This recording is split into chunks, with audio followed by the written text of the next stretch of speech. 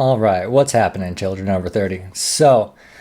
Probably not going to comment too much on the skating this time because I pretty much went through the same sequence that I did last time, which is forward and backward, inside and outside consecutive edges, forward and backwards power pulls on both legs, all the three turns, and then forward, inside, double three turns, and back, outside, double three turns. I did put a little poll on the community tab, advertised it on Instagram because I don't know, that's what I got, about what I should talk about instead. And the majority of you wanted me to talk about the current state of flow skating. So that's what I intend to do. So first, I think, so here's the thing. I've always been against stuff like power slide, calling big wheel skating power blading. I think it's extremely stupid, and I will die on that hill. So to that point, I don't know that I can ethically call stuff like this wizard skating because it's the same kind of thing, right? Like Wizard's a brand. And given that I like Leon a lot. I have a lot of respect for, his contributions to skating. I have a lot of appreciation for him as a person. So this is not a slight against any of that, at the very least. But at the same time, to me, flow skating seems like a good enough term. Doing moves on skates. Flow skating just seems like a very good neutral term. So that's the one that I intend to use. So the biggest change that I'm noticing, I shouldn't say the biggest, but the first thing that kind of struck me when I was going through the City Blades Instagram and watching things, it's weird that this kind of stuff by the grinder blader community isn't considered gay anymore. And man, that was a hard battle for me last time I was into skating and stuff. I think I probably got in arguments with aggressive skaters on a daily basis. They'd be like, oh, that looks easy. I do what you do, but I do it on a rail. And it's like, no, you're stupid. Like, there's completely different physics at play. There's completely different skills at play. That's like saying soccer looks easy because I play football. Like, nobody would take that argument seriously, but it was made again and again and again.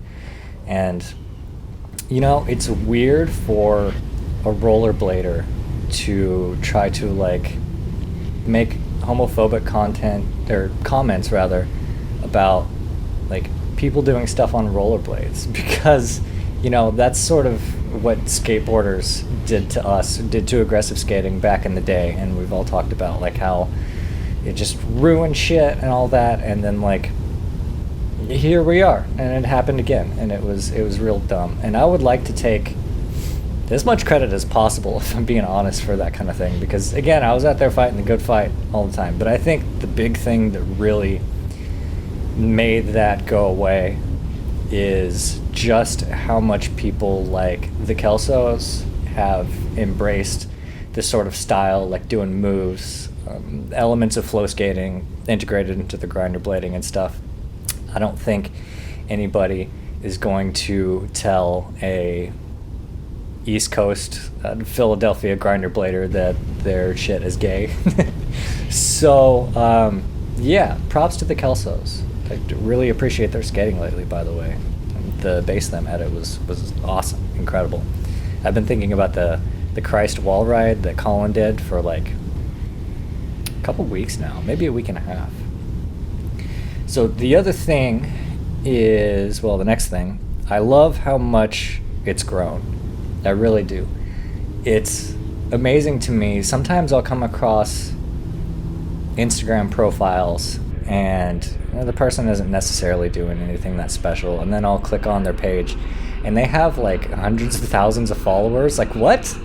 But yeah, the stuff is really catching on, and it deserves to catch on because the level of the skating that a lot of people out there are doing now is just awesome. It used to be, Brock and I would joke around that, we could go out and just screw around and it would be better than 99% of the people out there like trying to do stuff. You know, people were still like getting their 3 turns down. People were still like doing a gazelle and like that was a clip, right? But a lot of times now I'll scroll through my Instagram feed and I'm still finding people, but it's like the level of skating has grown so much. People just sharing information and sharing like trick ideas and stuff like that, and it is just so amazing to see, really, how much it's grown in just since like 2020, something like that. It's incredible. And really, my favorite thing that I've come across that seems to be a new phenomena is the former figure skater girls, maybe current, maybe former figure skate girls that are on like 5-wheel endless frames now. Like, me and Buck also used to talk about how, you know, people that were ice skaters, they were into dance, they were into moves in the field, all that kind of stuff. It wouldn't take much to just put them on some rollerblades and have them grow out and just like crush it, you know, because they understand the technique is so much better than your average person that just goes out and buys like a Wizard Complete setup, right?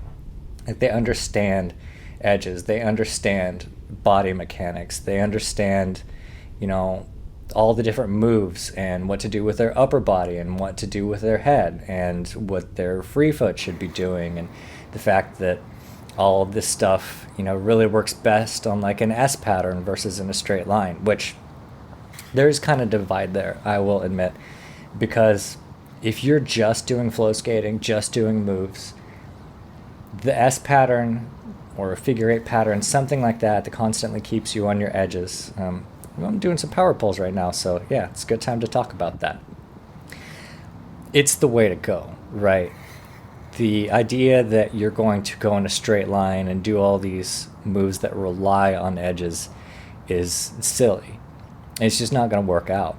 But I do understand that it is a necessity to a degree for a lot of those, you know, Wizard Complete skaters, because, you know, a lot of times they'll be like jumping up to a little bench or something like that and then doing a couple turns really quick and then they jump off or something. You know, it's a lot more terrain dependent and space dependent, and you don't always have time or space to like get a good S pattern going.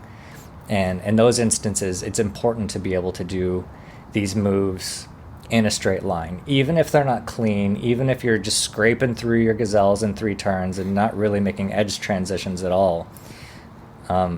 That's the only way that they're going to happen, especially, man, on those super long frames. Like, yeah.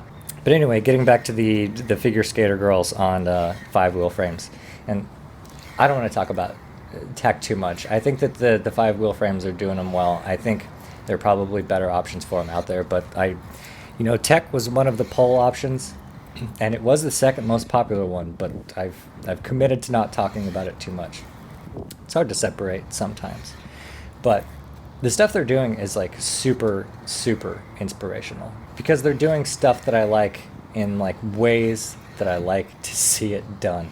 And I know that sounds really like selfish, self-centered, stuff like that, but, you know, I remember back in like 2020, it was kind of hard to find stuff that I found to be inspirational. You know, I would always watch the mushroom blading dudes, but other than that, I would pretty much just watch figure skating, because there was not a lot happening on rollerblades that really hit me like that, and those girls like definitely do, and it's awesome. I'm so glad to have them around.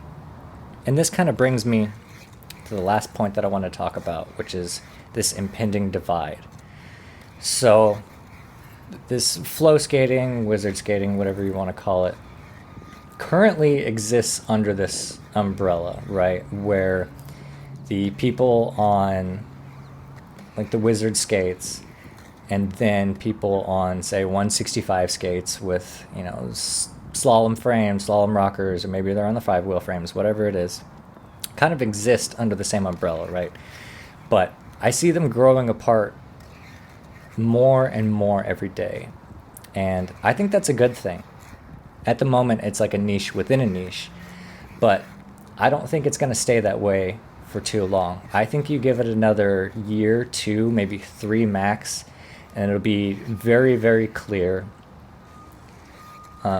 what the skater's background is, what they're going for, just stylistically what they're after and who they look up to. And I think it's important that that happens. And it was kind of an inevitability, because if you go back to the origin of Wizard Frames, the idea was that they were supposed to be pretty good for most things, but not great at anything. So if you want to go like, do moves and stuff, they can hang with that okay. If you want to go play hockey or something, they can hang with that okay. If you want to go skate around town, they can hang with that okay. If you watch Sean Unwin's videos on YouTube, I think he really encapsulated that the best, like what wizard skating was designed to be.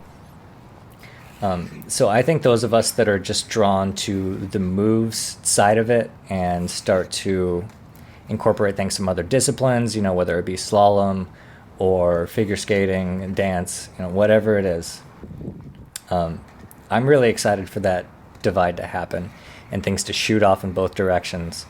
And yeah, that's really exciting to me. And I'm really excited to see where both sides end up.